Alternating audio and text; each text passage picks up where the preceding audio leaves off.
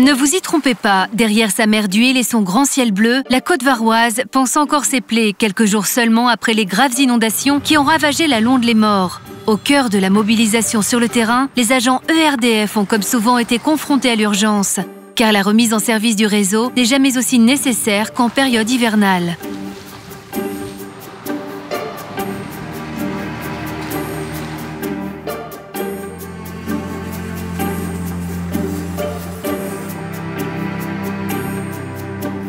Le premier appel, ça a été tout simplement un appel de la mairie qui nous disait on n'a plus de courant sur toute la ville.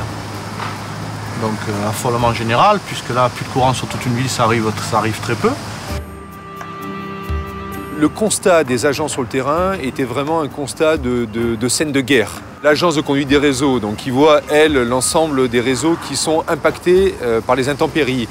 Les agents sur place et les chargés d'exploitation, l'idée est d'essayer d'avoir de suite une vision de ce qui se passe et de voir ce qui peut être repris par des manœuvres soit télécommandées à distance, soit des manœuvres sur place.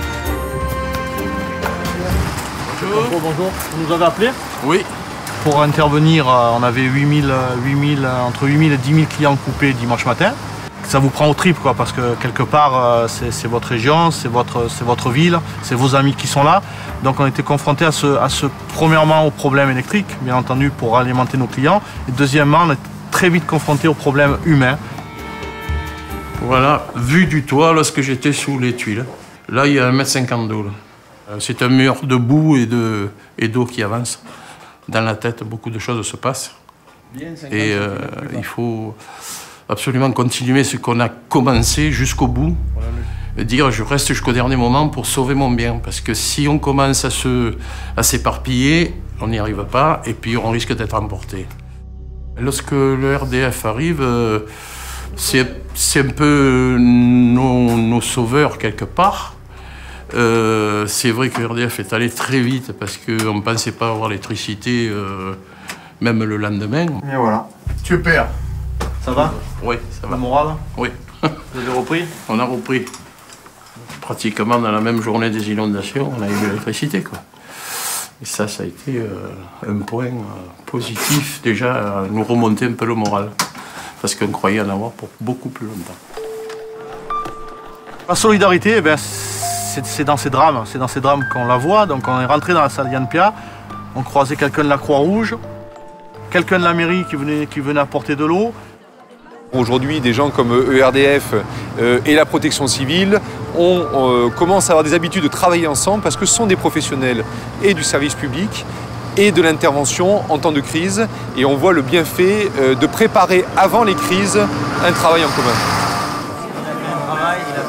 J'ai mobilisé l'armée, j'ai mobilisé les colonnes de sécurité civile, les sapeurs-pompiers. Et puis je suis venu aussi donner un coup de chapeau à ERDF parce que 6000 foyers étaient dimanche sans raccordement. Et en très peu de temps, par une mobilisation exceptionnelle, dès lundi, l'essentiel était rétabli. Alors que quand on voit l'ampleur des dégâts, on conçoit que c'était pas facile à faire. Donc chapeau aux équipes.